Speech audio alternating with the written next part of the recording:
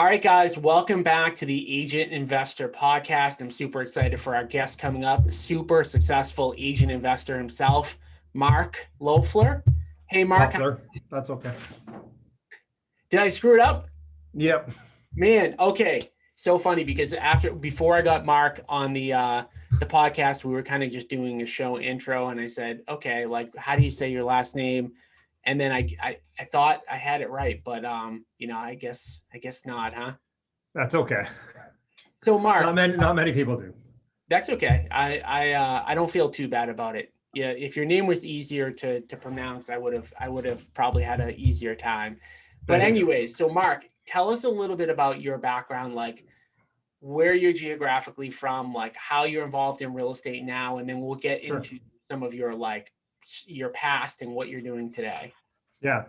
So Mark Loeffler. So I'm just outside of Toronto in Canada. And where I'm at in real estate right now is I have a partner. She basically handles any of the residential business, and I basically focus on investment properties, but primarily apartment buildings and a little bit of land development. So.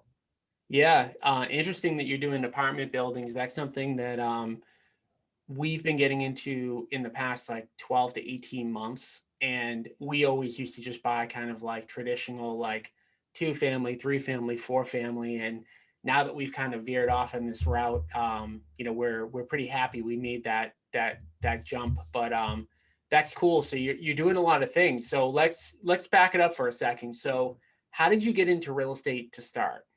Yeah, so I was a real estate investor. So I've been a real estate investor now for about 18 years. I've been a real estate agent for about 11 or maybe 12. So I was 5 or 6 years as an investor before I ever got licensed. And yeah, I started off buying duplexes, same thing, like rundown duplexes, fix them up, refinance them, keep going.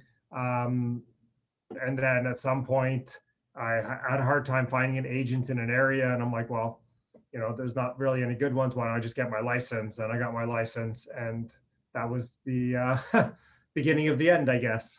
Yep. So, we always on this show, we have people that they either started as investors and then became agents, or started as agents and became investors. And what I always, tell people as much as I can is like, there's so much synergy between the two. And like, if I'm on like a bigger pockets, thing, people will say, oh, I'm an investor. Should I get my license? What are the pros and cons? And I always laugh about it because I'm like, the cons, like what could the cons even be? I think that there's some maybe like misconceptions about like what you can't do as an agent more than anything else. And so when you started, you were buying, you said like 2 families typically. Yep, 2 families. And that was you're in Toronto, you said? Yeah, in Toronto. So what did the numbers look like when you first got into this? Like, what was a 2-family then? Like, what did it cost? And then what were the rents, out of curiosity? Yeah, so I was buying stuff anywhere from 2 to 350,000, so 200,000 to 350,000, depending on where. Yep. I was buying bungalows. The bungalows up tops were renting for 1,450. The downstairs were 950. Yep. Those are now worth about $700,000, and they only rent for 2,300 up top and like 1,400 in the basement now. So, but like my one duplex I bought in Toronto, my third property, was 285,000. At the time, we rented the main floor for 1,400. We lived in the top floor, and we like the base that's now worth, I don't know, 1.5, 1.6, who knows. And the main floor 2-bedroom really only rents for maybe 2,400, probably maybe a little more, 2,500. And the top floor where we are, we just rented it out again for 2,300. So yeah, I mean, the rents haven't gone up as much as obviously the prices. So yeah, and there's a couple of reasons for that, but so it's interesting. So like you started out like 2 families is where a lot of people start out. I mean, anyone, like, I don't know what the lending regulations are there, but basically in the United States, if it's 4 units and under, you can kind of get like a residential loan on it. And then once you go 4 units, it becomes commercial, and it becomes a little bit, I guess, harder to kind of get into that. Like, is it the same there? So it's the same. Well, you can get a residential up to 6 units here with one of the banks. But the problem with the difference, I guess, between Canada and the US for financing is you guys can probably buy duplexes all day long and continue to get portfolio mortgages against them from a local bank or something like that. Yep. Whereas Canada, once you get 10, 15, well, you're into commercial financing anyways, and it's a lot harder to get financing on those little duplexes than, you know, to go buy buildings.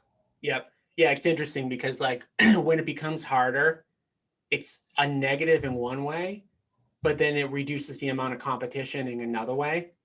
So it's Yeah. like a double-edged sword, right? Because like if you have if you have more competition to buy an asset, it's harder to get a deal on it. But if you're not able to get traditional financing on something, you know, it can be bad in some ways for you, but then you've got less competition on that asset. Yeah, except everybody you're competing with is they're buying the first or second property, and you know, they're able to get regular financing on it, right? So it doesn't help doesn't help us. But I mean, that's basically why I made the switch from doing that, because I tell everyone like the most amount of money to be made is in the 2 to 4 units, because you can turn them that much quicker, right? Like you can renovate them that much quicker, refinance them that much quicker. When you're talking about a building, at least in Ontario where we are, like we have some pretty draconian landlord tenant rules, and it's, you know, it's sometimes can be tough to turn units and get that rent up to be able to refinance to burr them. So, you know, we have a rule, like not that we have a rule, but the rule that I kind of go, you know, on people is like you want to pay no more than 100 times what your monthly rents are. And that's just like a quick back of the napkin, like, am I even in the ballpark to cash flow? So the numbers you kind of gave me, you were paying mid twos and then you were collecting, you know, high 2000s, right? So you were right there. So you were cash Yeah. flowing on those assets on day one, right? Oh yeah. When I started investing, yeah, it was great. Like it was great cash flow. It was working. Now the numbers where I am, I don't think makes sense. So it's funny though. I just sold 7 buildings. Yep. So like I just sold 28 million dollars worth of real estate, and Mhm. I'm looking to redeploy that to other areas where I think have better opportunity right now. And we're going through the same thing here, like literally same exact thing where that's why we started getting into some apartments because like you mentioned, you know, like the 2, 3, 4 units, people can live in them. So the prices kind of get bid up. I mean, I think the other thing that happened in those 18 years is like what's happened with interest rates. So So, you know, you're going back to you got into the market in like 2002, 2003, like somewhere in that range. What were the rates back then? yeah, so I was north of 6, which we have a little bit different financing. Like we have adjustable rate mortgages every 5 years. They basically come up and they're 25-year AMs. They calculate a little differently than you guys. I wish I got a 30-year AM and Yep. like you guys, like 30-year fixed rate mortgage. That's a beautiful thing. Like you guys don't know how lucky you have it with that stuff, right? Your banking system, for all its flaws with 2008 2009 crisis, like you guys have way more opportunity down there than we do. Yet, you know, but now like so then I was getting 6. I think my Toronto property I was 7.35. I was still cash flowing, right? Like Mhm. I was basically living for free. I had to pay the utilities. The tenant was paying half the utilities, and I had half the utilities, and property taxes was my only expense living there. Yeah, and that's one of the things like interest rates are play such a variable on some of the stuff because, you know, sometimes people say, well, rates are too high. Like, I don't want to buy something in a high rate environment. And for me, I'm like, I would rather buy in the high rate environment because interest rates and prices tend to go opposite of each other. Like, the higher That's the right. interest rate, the lower the price, the lower the interest rate, the higher the price you're paying. So you'd rather actually, if you had to pick, which you can't, but if you had to pick, you'd rather start out at like a 10% interest rate with a really low number, right? Like paying Yeah. 150 for those two families. And then all of a sudden, as interest rates drop, the value on paper goes up. And at the same time, you're able to refi and now cash flow even more. Exactly. And yeah, the market makes you look like a genius. That's for sure. So, Yeah. And I mean, there's always ways to do it. Like it doesn't matter what market you're in, there's always ways to kind of make money on it. oh yeah, for sure. So you said you were an investor for 5 or 6 years before you became an agent. What was that time frame again? Yeah, around 5 or 6 years. It's all a blur now. So And what were maybe you, even 7. and what were you doing during that 5 to 6 year period? Were you a full-time investor? Were you like you had a full-time job or a part-time job? What were you doing during those years? So at the start, I worked for a company like you've seen the show Office Space, not Yep. Office Space, The Office. I Yep. was selling paper and paper accessories, basically toners, paper, so office supplies. And then so early on in my investing career, I left that, and I basically have kind of been a full-time investor. I started a company where we were doing rent to owns. So we had a company that put those together. I sold that to my partners. I did some contracting for a time. I worked for a property manager for a time, but basically until that point, and then so that then when I sold the rent to own company, I did that for a couple of years, and I wrote a book on rent to owns. And then after writing that book, which was like basically 3 months of my life to write that book, I had a lot of free time. I'm like, oh, why don't I get my real estate license? Mm-hmm. Cool. So you were busy. So what was the I guess what was the thing that made you say, okay, like I've been a successful investor, now I should actually get my license? It was kind of just like you know what, I'm having a hard time finding a good agent in this area. I want to invest more there. So why don't I just go ahead and get my license, and then I can have more access to deals and that type of thing. I really only did it for myself. So this is a perspective that you hear a lot of investors talk about. And this is something for the agents that are listening to this right now, like your ears should be perking up. Mark said he had a difficult time finding a good agent. And I don't want to speak for you, but I'm going to do it anyways. I'm Sure. under the assumption that you meant you can't find a good agent that understands investing, That's correct. right? So like this is the thing, and we talk to like our agents about this, and we talk about this all the time. Like becoming like a niche expert will get you a million times more deals. Like people Oh kind of yeah. worry about like, hey, if I focus too much on one area, like, will I be able to service other clients? And the answer is not only will you be able to service the other clients, but whatever you're focusing on is going to expand. And there's a huge niche. There's so many different niches, but Oh yeah. if you love investing, there's a huge niche, a huge need for real estate agents that understand how to work with investors. So Mark basically said, like, I didn't really want to become an agent, but I tried to get help and I couldn't find somebody who understood investing. So I got my license. Yep. So when you did that, like when you were kind of like searching around for that agent or whatever, what are some of the types of things that like you wanted to get help with that you couldn't for some reason? Well, I had this idea in my head of what I was looking for, and I'd keep going to these agents and talking to them about it. And no offense, they didn't get it. Yep. They didn't get the numbers. They didn't understand that I wanted to add value to these properties. Like this was before like everyone knew what Burr was, and all that type of stuff, right?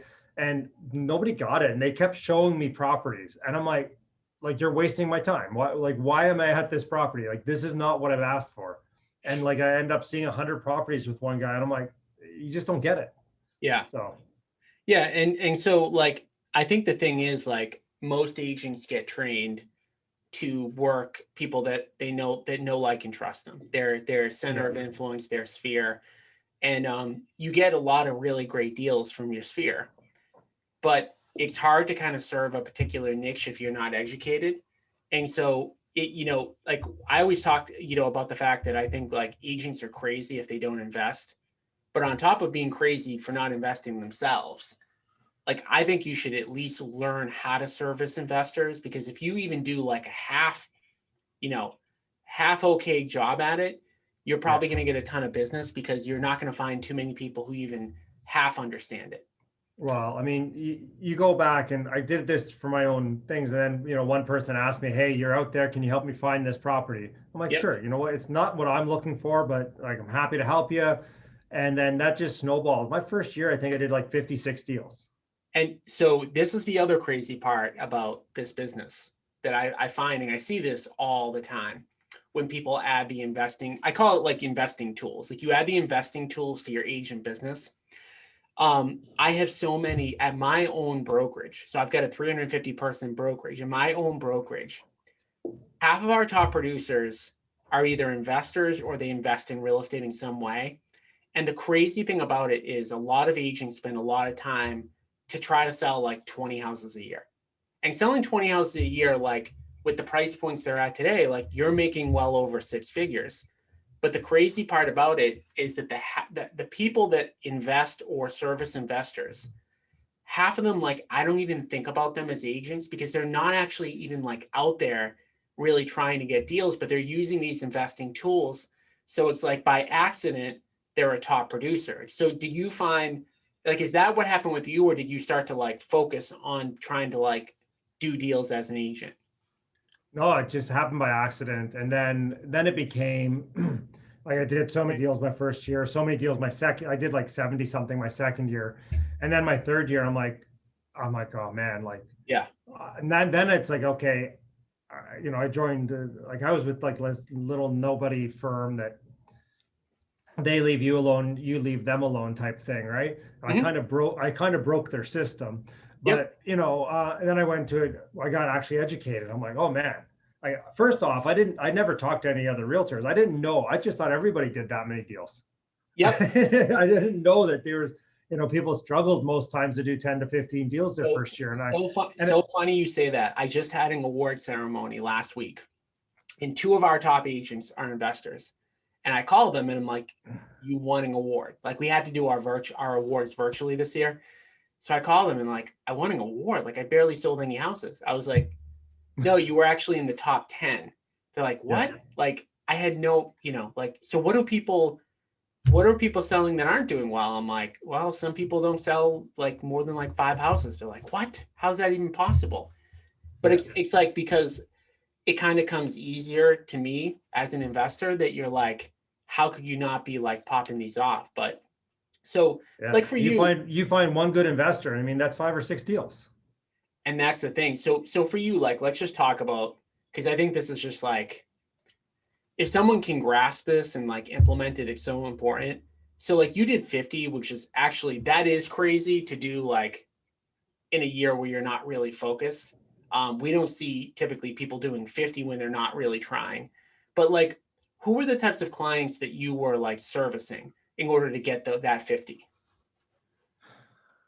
I mean, they were all like, yeah, I think I maybe had like 1 or 2 residential properties, but the rest were all buy and hold guys. They wanted to buy like stuff they could put a little money in. So my bread and butter were $150,000 townhouse condos. Mhm. Um, like I would literally sell 4 or 5 a month.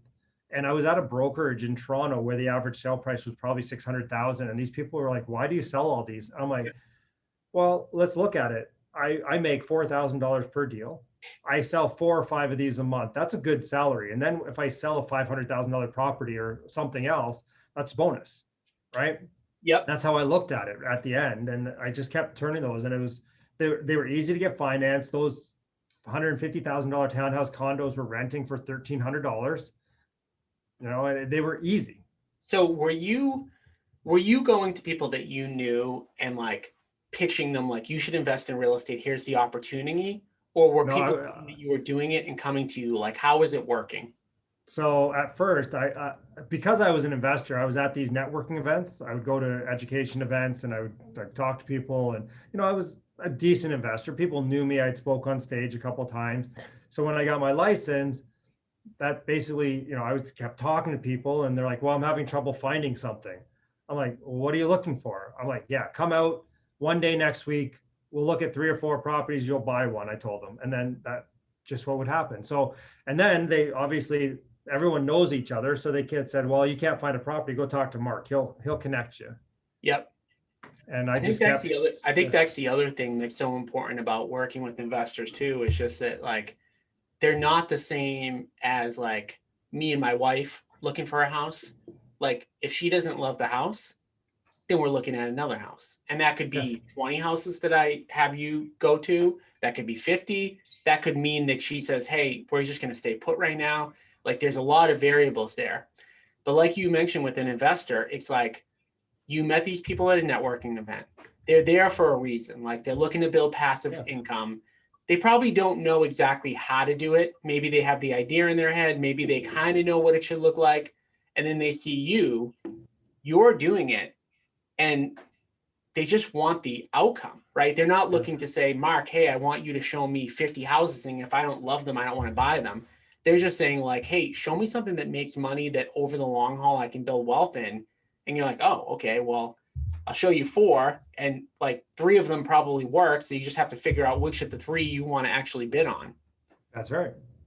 Um, And who knew we should have just bought everything? So I mean, that's the thing. I mean, I think like my grandfather came here from Italy, and he never completed the 3rd grade. That's as far as he went with schooling. And he was a butcher. I forget what he made per hour. It was something crazy low. And all he knew was every time he bought a piece of real estate, a multifamily, he was making a bunch of money on cash flow. And this is going back to like the 60s and the 70s. So you actually cash flowed even more back then. Mhm. But he just knew like I was just making money. And like the more I buy, the more I'm worth and the more money I make. So I just have to keep buying as many as the bank kind of allows me to buy. And I don't think I've ever really met a person. Maybe you have. I mean, I'd be curious to see what you say, but have you ever met anybody that was like, oh, like I bought too much real estate, like I overbought, like I didn't need to buy this much, but I mean, no, never. And I've ran into people saying maybe I shouldn't have bought that one property, or maybe, you know, yeah, I could have done something a little differently. That one yeah, didn't work out so well. But at the end of the yep. day, you know, Because over the course of time, like we know a couple of things. First of all, like the value of the dollar is gonna get inflated, right? We know yeah, that, like that's not gonna stop. Um, we know that the cost of living is going to go up. We know wages are going to go up. And when all those things go up, you get more rent. And then with the fixed debt part of it, I know that you wish you had a 30-year AM, but a 25-year AM isn't too bad either. Like, I yeah. mean, We have 25-year AM, but it adjusts every 5 years. yeah, so The that rate that adjusts, makes yeah. it a little bit tougher. I agree. That does actually make it tougher because then you've always got that interest rate risk. The good news for the people who are listening is probably 99% of you are in the US. So you don't really have to worry about that. You can fix your debt. And Oh when yeah. you have What can you get a 30-year loan for right now on like a 2 to 4 unit? it's crazy. So if you're going to live in it, and there's the house hacking thing, like do I live in it and Mhm. then do that, you can go that route. But if you're going to do that, you're looking in the 2s right now. Wow. Now, if you don't house hack and you're going to buy it and it's called an investment to start, you might be like a point higher than that.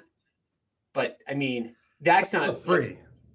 exactly. You're shrugging because like between 2.5 and 3.5, it's like that's not the variable to consider whether or not you should buy an investment deal.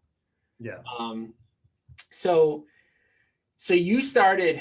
So were most of your deals your real estate agent transactions? Were most of them just literally from bumping into people and be like, "Hey, I do this. You should. I know you're trying to do it too."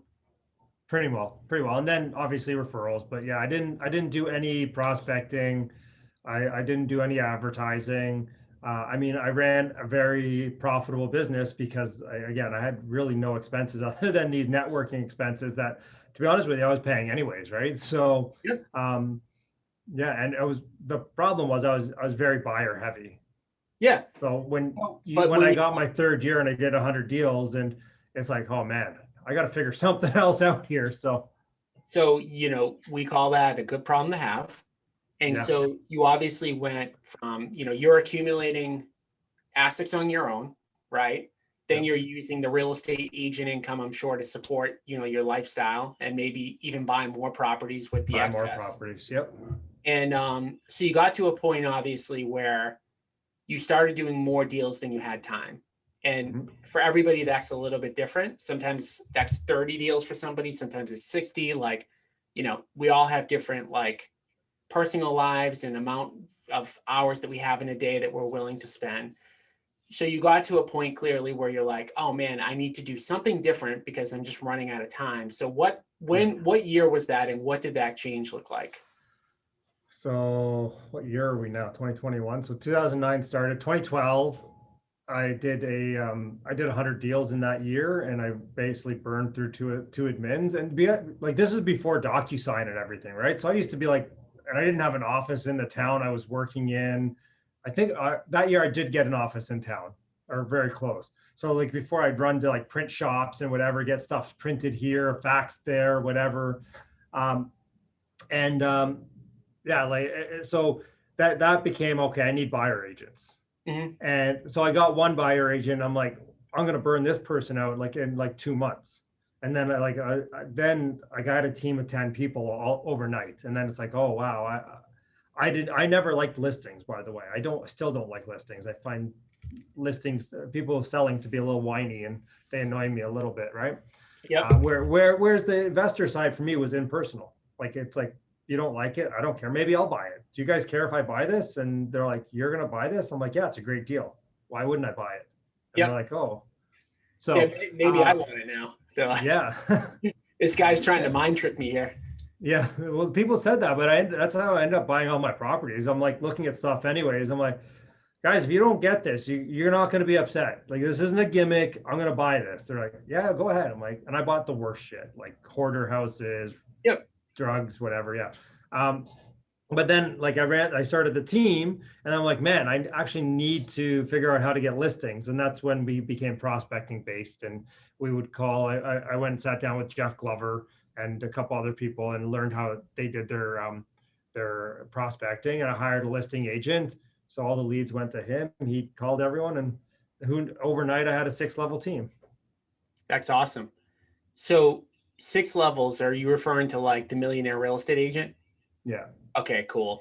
Yeah, it's funny. I've actually read that book 4 or 5 times now, but I haven't read it in a little bit. So you went, and again, this is all kind of pretty much based on the investment side of the business. You went from just being an investor and doing pretty well to saying, hey, I'm going to essentially service other investors, ran yourself into the ground.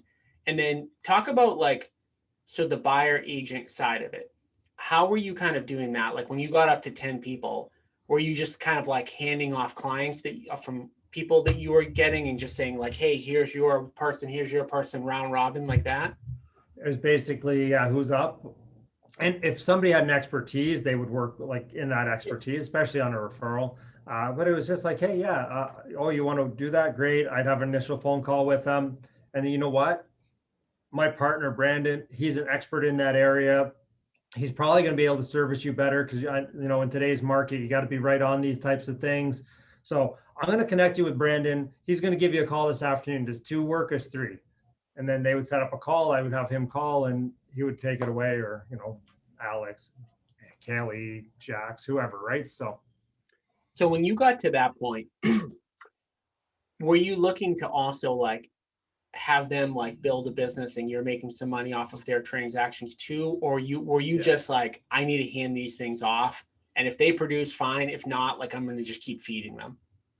So, I mean, I was out of, like, I wasn't selling at that point, right? So, Yep. I mean, we're 50-50 on the buyer side. I was taking 75% on the listing side, 25 to the listing agent. I had the full admin team going. We still didn't advertise all that much. It was all prospecting and referral and through the database then, because I mean, I had a 4,000 person database by that point, right, of investors. So, yeah, I mean, we would train them, but they all had their goals. And if they didn't really hit their goals, they'd leave anyways. And we'd get somebody in who wanted to hit their goals. And how were you finding talent at that point for your team? Everywhere and anywhere. So we are advertising. We did a lot of Wise Hire. Yeah. We liked Wise Hire, but a lot of them just came from referrals or through the brokerage. Like the brokerage would meet a new agent. They'd say, we're looking at a team, and they would talk to them a little bit, and they would always send them over, because if they couldn't close them, they'd rather have them on my team than not at the brokerage. So I'd get a lot of leads to the brokerage as well, saying, hey, you should meet with this person. Yeah, absolutely. I mean, that's a great opportunity for somebody. Yeah. And through my team, that brokerage, I moved on to a different brokerage closer to my new home, but like their top 3 teams at the office, 2 of them were people who were on my team before. Yep. And now were those people also using the investment strategy of like, Yeah, yeah, that's amazing. That's phenomenal. So you built like a coaching tree almost. pretty well. That's awesome. So you got to the point where you had 10 people. Then so talk about the prospecting. What were you doing? What was the objective there? To call people, to door knock them? Like what were you doing to get business in the door? All cold calling, all mojo, 3-line dialer.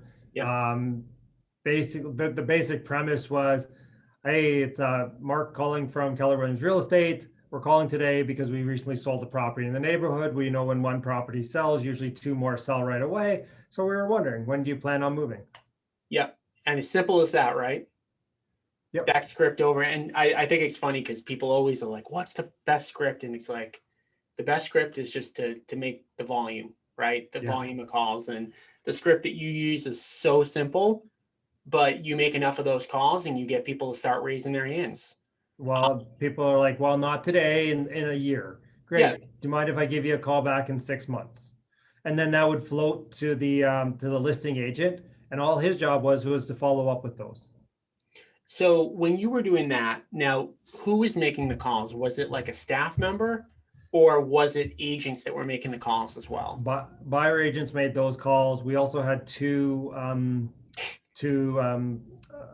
people from the Philippines making those calls. Yeah. And then So and the objective there was the objective at all to buy any of those properties or just to get listings simply? we bought some of the properties for sure. Yeah. Yeah. Yeah, because We that's buy another. some. Yeah, then so like we do a lot of different types of marketing. We do a bunch of mailing and stuff like that. And our main objective, if we can, is to buy the house. But then we go the opposite way. Like if they don't want to sell to us and they want, more of a retail traditional process, then we'll go the other way and we'll list some of those homes. Yeah. But so how many listing people at that point did you have on your team? Was it like one listing agent or multiple? Just one listing agent. Now, what year are we up to now? I'm trying to follow along. Yeah, so that was so around 2016, maybe 2015 is when I got a listing agent. I ran that for 2 years. And then so 2015 got the listing agent. 2017, I sold the business.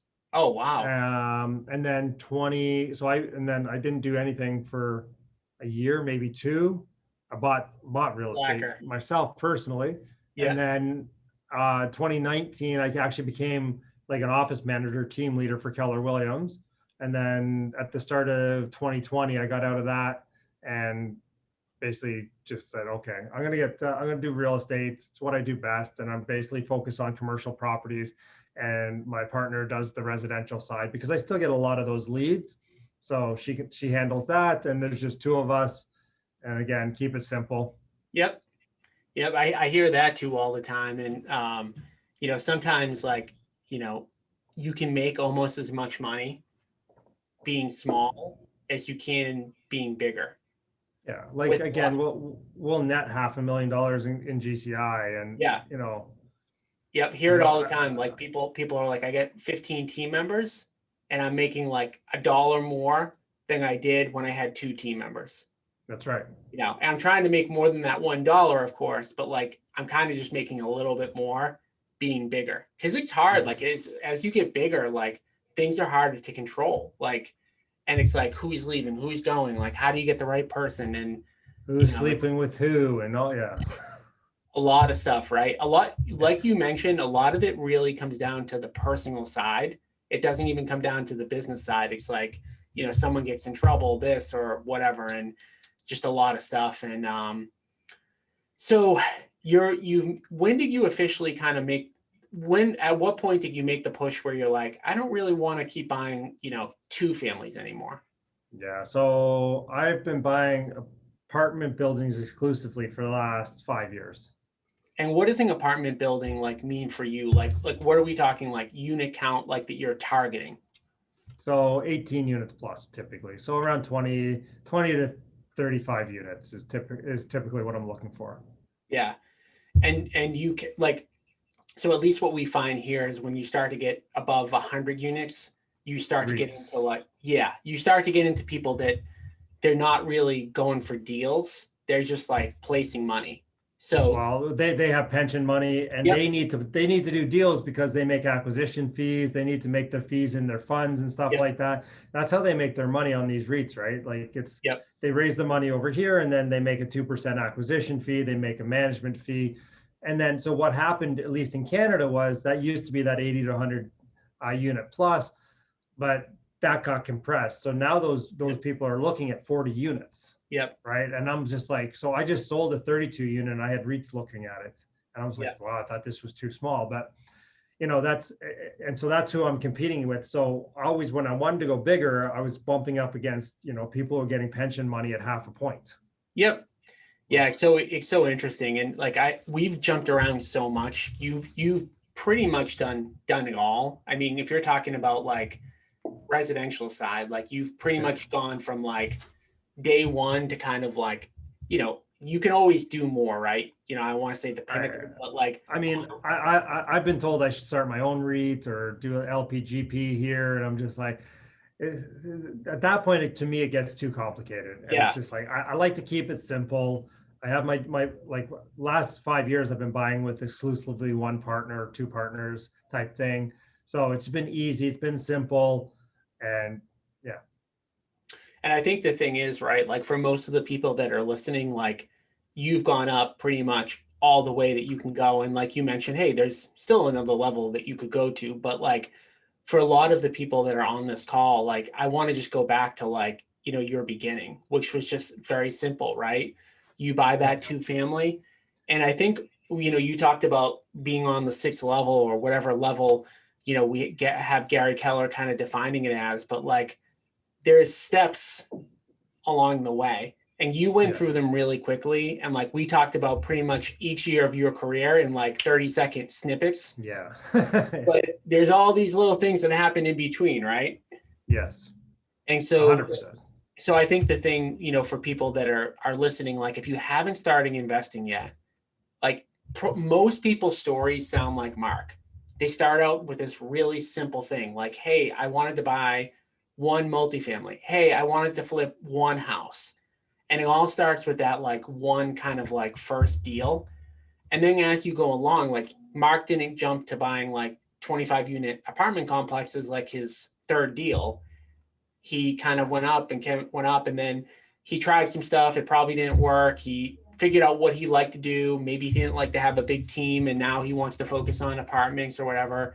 And it's like everybody's story that we talk to that gets to that level, it sounds kind of the same. Like if I were to write like the bullet points, they're similar, right? They're always similar and they're always like starting small and saying, hey, how can I do something a little bit better? How can I, does this work? Maybe I made a mistake here. Okay, I'm not going to make that mistake again. And it all kind of starts with that one step. And it's every step of the way, ask yourself, how can I add value? Yep. Right. So if I'm buying property, maybe I don't want to buy turnkey, because if I want to buy one or two properties, turnkey is fine. If I want to have a good portfolio, then adding value is key. So that's a big point. Go into a little bit more detail on that about what you mean. Yeah. So adding value could mean a lot of different things, right? Yep. Adding value could be, that you buy a property and they have really crappy tenants and it's dealing with those tenants, getting them out and just do a little lipstick on the property and rent it out to better people. It could be, you're buying a bungalow, adding a legal second unit, or, turning, like right now we have people turning like 1 into 3, or they're tear down something and they'll build something new. Or like when I started, I was just buying rundown duplexes and I would get them vacant. I would renovate them. I'd get a better quality tenant in. And because they look nicer, they would appreciate 10 to 15%. So I'd spend 10 grand on them and they'd appreciate $30,000.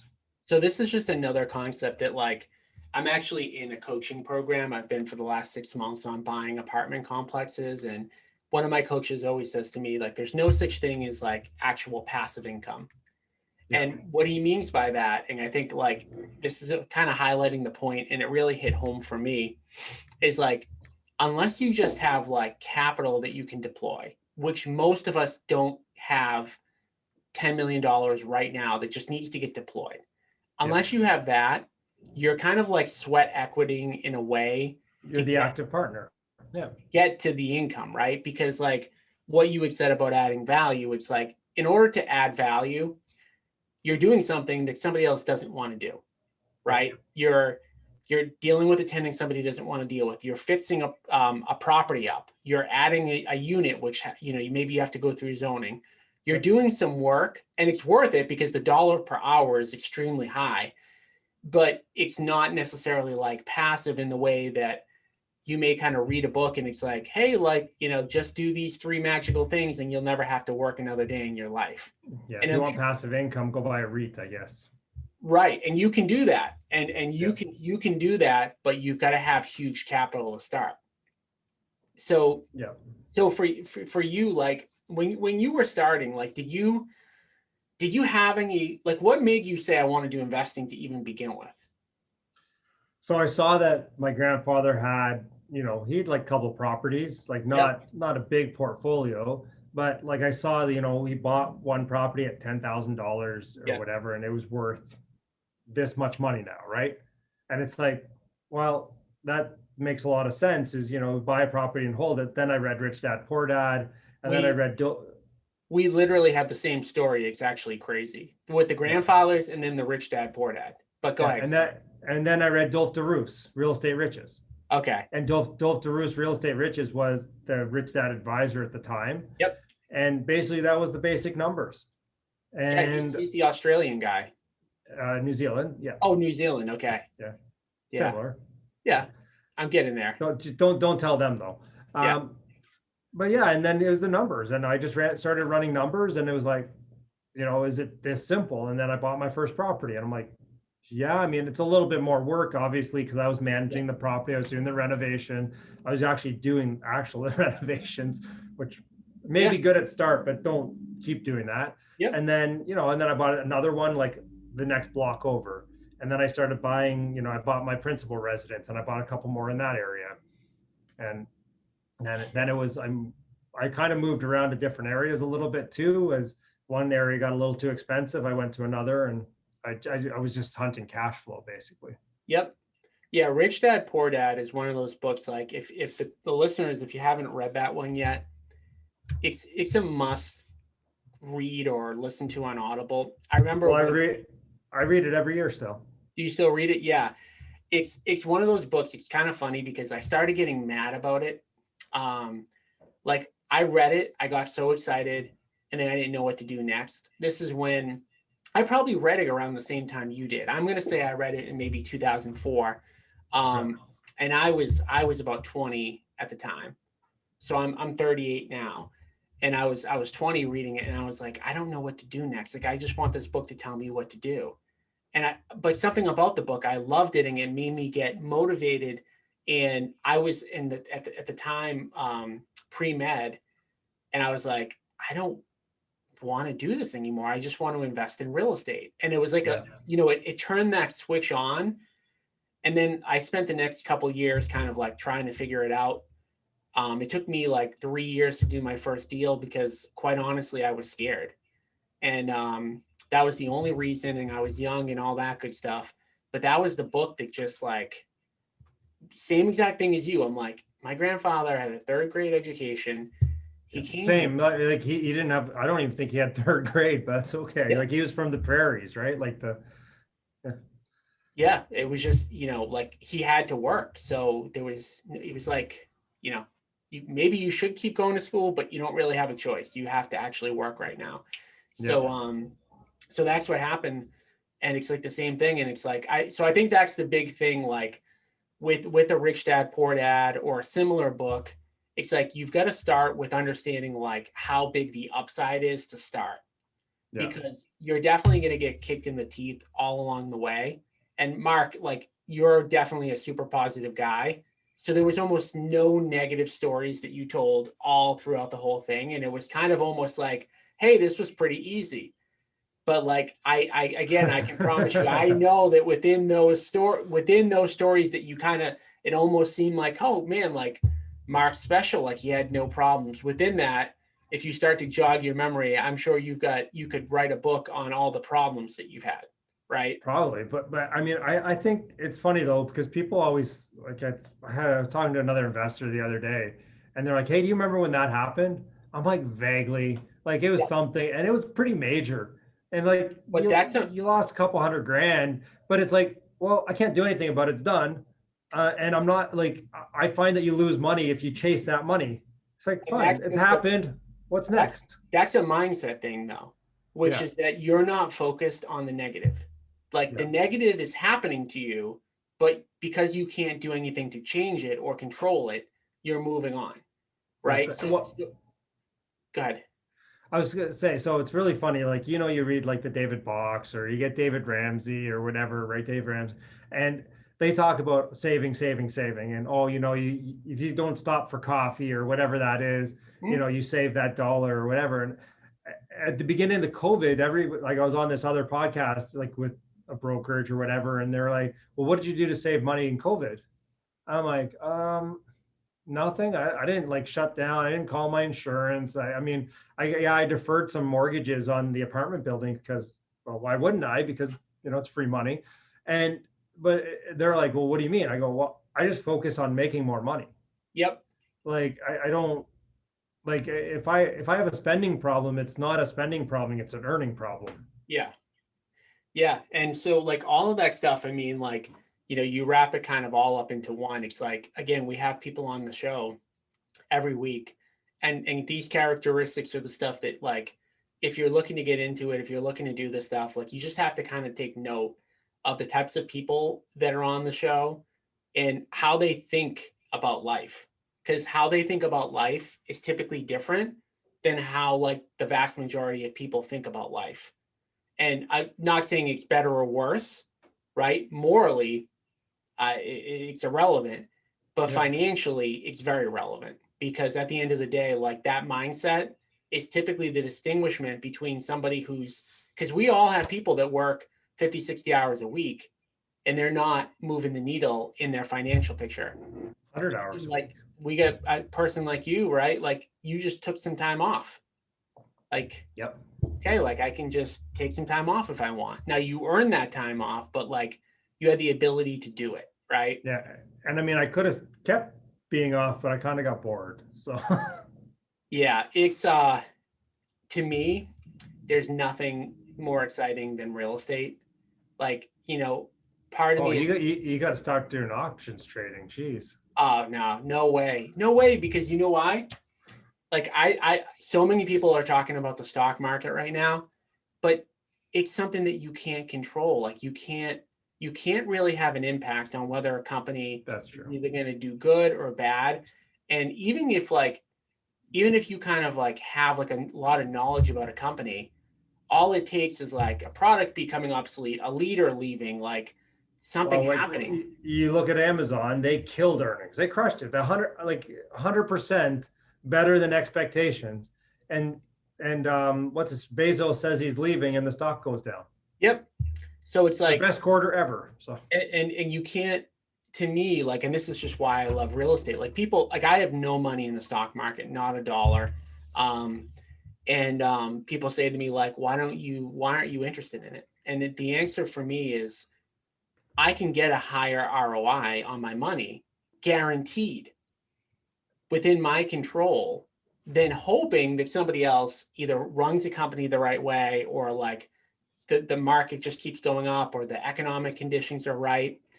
Because when you look at like, especially like, we talked about apartment buildings, like the internal rate of return that you end up with, you're like, okay, if I'm not getting 18 to 22% internal rate of return, like I screwed up. yeah. And in the stock market, yeah, you can maybe pick a stock that goes through the roof potentially, but overall you're looking for maybe like 12 or 10% and there's just so many variables. But that's definitely another topic for another day. So where 100%. Yeah. yeah, we could go on for that forever. So where, like, to wrap it up, like what's the biggest piece of advice? I mean, going back to your almost 20 years now, like for somebody that's like newer that wants to invest in some capacity, like what's the biggest piece of advice you would give them? Number one is go watch all my YouTube channel, Okay. 100% from day one. Watch all of them. Well, that, and you know what? Don't be afraid to go get started. Don't. And here's the thing: don't be afraid to reach out to investors.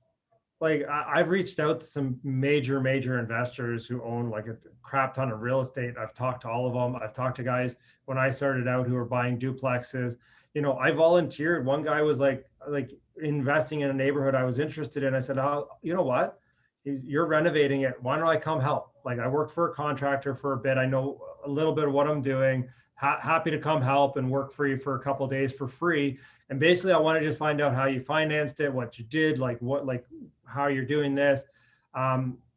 Just get out there and start talking to people, network.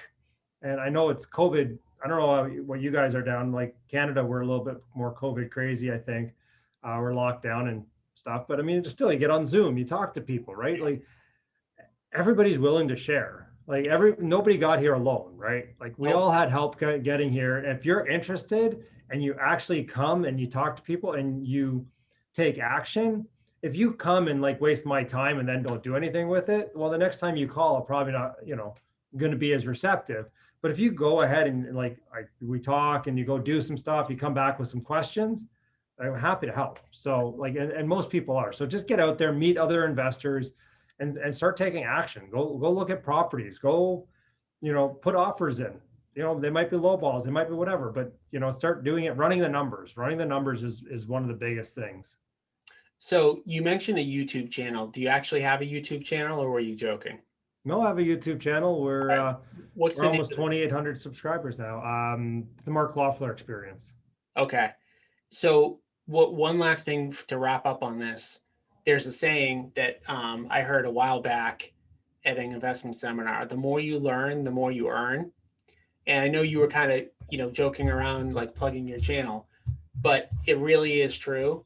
So if you like some of the stuff that Mark talked about today, which there's a lot to like, I would definitely recommend subscribing to his YouTube channel. YouTube nowadays, like you can have that playing in your car. So if you're an agent, you're driving around going to appointments, after you listen to the Agent Investor podcast, put on Mark. No, but in all seriousness though, like find people that you want to emulate their business. Yeah. It could be me, could be Mark, it could be somebody else.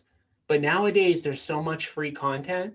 The stuff that Mark probably puts on his YouTube channel is probably stuff that 15 years ago you could have had a coaching program with.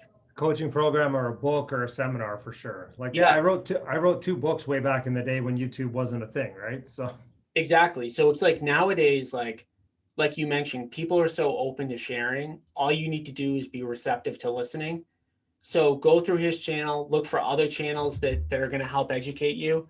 And definitely, like he said, you got to start taking action. So Mark, I want to definitely thank you for joining us. My pleasure. Thanks for having me, Tom. Yeah, one of my first Canada guests. So there you go. I like hearing about different markets. I have people from all over the US typically. But getting into other countries is definitely interesting. So and I might be calling you to pick your brain because I want to start investing in the US. So yeah, certain areas you don't want to come to where I'm at, Boston, because you're going to run into the same problems. But there are definitely markets in the United States because it's so different. That are good, apartment, place. Yep.